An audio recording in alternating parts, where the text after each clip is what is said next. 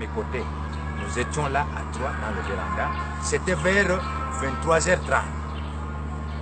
Je commence à lui répondre. En ce moment-là, j'étais encore avec ce sang chaud de la jeunesse et surtout avec ce petit orgueil-là de quelqu'un qui ressortait des écoles de l'université et plutôt des sciences politiques. Je commence à étaler tout ce que je connaissais sur les différents régimes et les différents systèmes politiques. Je lui parle pour noircir sérieusement la dictature et essayer d'élever la culture de la démocratie. Et quand je parlais, Papa Dianguène va ricaner. Au lieu de poser les ricanes, il dit Bino Bato Botanga vous en passe. C'est-à-dire, vous qui avez étudié, vous êtes malheureux. Alors, en ce moment-là, j'ai eu la chair des poules. Ah, il y a quoi ici? Alors, papa, il dit, donc, c'est que dans la dictature, il n'y a rien de bon. Tout est toujours noir tel que vous venez de peindre ce tableau. Et il n'y a que ce qui est bon dans la démocratie. Et à un moment, c'est comme quelqu'un qui s'est trompé. Ça s'appelle démocratie, mais démocratie. Vous comprenez? Il déforme même intentionnellement le terme démocratie pour dire que ça s'appelle démocratie, bien la démocratie. Démon, donc le démon. Il dit, je vous restitue ce qu'il vous dira. C'est ça. Moi, je dis, mais il s'est trompé. Ou bien, alors que c'est tout simplement une ironie qu'il me transmettait. Ça s'appelle la démocratie. Il dit, ah, donc, quand les Blancs conçoivent quelque chose, ils viennent, ils vous larguent ici, vous ramassez et vous dépassez même les Blancs. Oh, c'est triste. Alors c'est par là qu'il me pose la question, est-ce que vous n'avez pas suivi l'actualité dans notre pays? Moi, de l'actualité, bon, je lui raconte ce qu'il y a eu comme information. C'était la veille du 24 avril que le président devrait prononcer son discours. Le discours n'était pas encore prononcé. Et le lendemain, c'est le discours qui se prononce. Mais avant cela, quand nous avons causé avec lui, moi je dors, j'ai un rêve. Je vois dans le rêve un chef qui parle et puis après, je vois tous les fauteuils dans un gibet. Toutes les chaises vides, il n'y avait plus personne. On me demande de monter, je dis non, non, je monte. Papa dit non, monte, je grimpe. Et j'arrive là-bas, il dit qu'est-ce que tu as vu? Il dit non, j'ai vu au-dessus qu'il n'y a pas de gens. Il dit toutes les chaises sont vides. Il dit sont vides. Allez, monte pour prendre une chaise que tu veux. Je monte là-bas pour prendre une chaise. Après, je dis ah, papa, vous me trompez, sinon je risque de prendre une chaise. Vous venez. Alors il rit. Allez, moi je descends. Après, le lendemain, le discours de la démocratisation est prononcé par le président Mobutu qui verse les larmes. Et après, les choses ont pris une autre allure dans notre pays. Papa va l'hélicoptère, puisque on dirait qu'il savait qu'en faisant cette plaine ou bien cet héliport, qu'on enverrait l'hélicoptère pour le chercher. Juste quand nous terminons l'héliport, le premier hélicoptère envoyé par le président Mobutu est arrivé.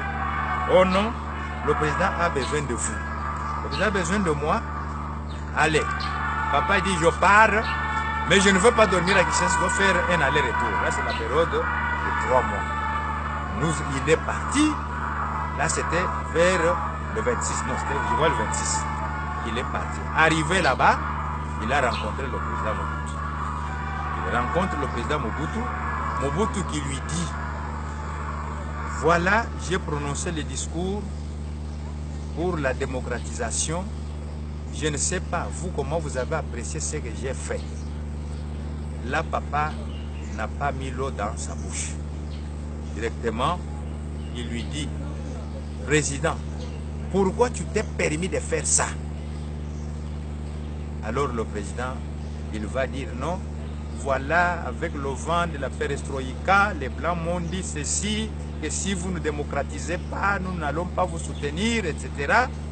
Le président, papa qui dit, papa Dianguène, c'est de lui qu'il s'agit, il lui dit, ce que tu as fait, ce n'est pas une erreur, tu as fait une faute grave, irréparable. Tu as ouvert une vanne du désordre non seulement pour la RDC et pour le Zaïre en ce temps-là, mais également pour toute l'Afrique.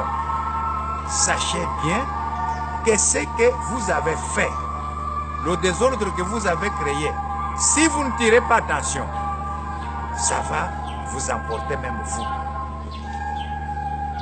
Directement, le président a mis la tête vers le bas. Comment ça, papa? Il n'y a pas moyen de réparer. Papa lui dit, d'abord tu crains les Bamindele, les blancs. Est-ce que quand tu avais reçu, qui est ce blanc qui était venu te les donner? Tu as oublié tout. Pour dire que nous, tu te fies d'abord à ce que les autres t'ont dit. Et maintenant, tu viens me le demander au moment où, quand l'eau est déjà, comment je peux dire, est déjà versée par terre. Est-ce qu'il y a moyen de le ramasser?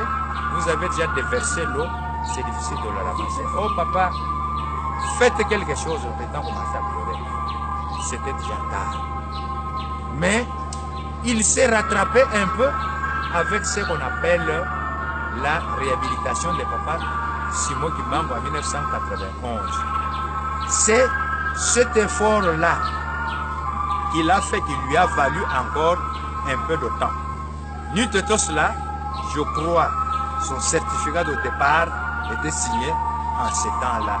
Le papa d'Angen est venu parce que ce que vous dites, au moins lui qui me l'a parlé pour dire non, c'était déjà tard, je ne pouvais plus rien faire si ce n'est que le réparer.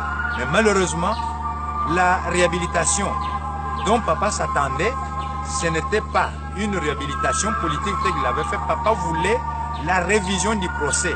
Mais faute du mieux, il a fait ce qu'il avait fait. Papa dit bon, on n'en peut rien, voyons voir l'avenir. Mais ce qu'il a fait, ce n'est qu'un pas. Mais ce procès de papa Simon Kimbangu sera réparé par après. Voilà ce que je peux vous dire sur cette anecdote concernant la période de discours du 24 avril 1990. Merci beaucoup, Papa Révérend. Nous avons le plaisir vraiment de vous avoir. J'espère que Dieu nous donnera encore le temps et d'autres occasions pour pouvoir développer cela. Merci beaucoup. Merci, c'est moi qui vous remercie.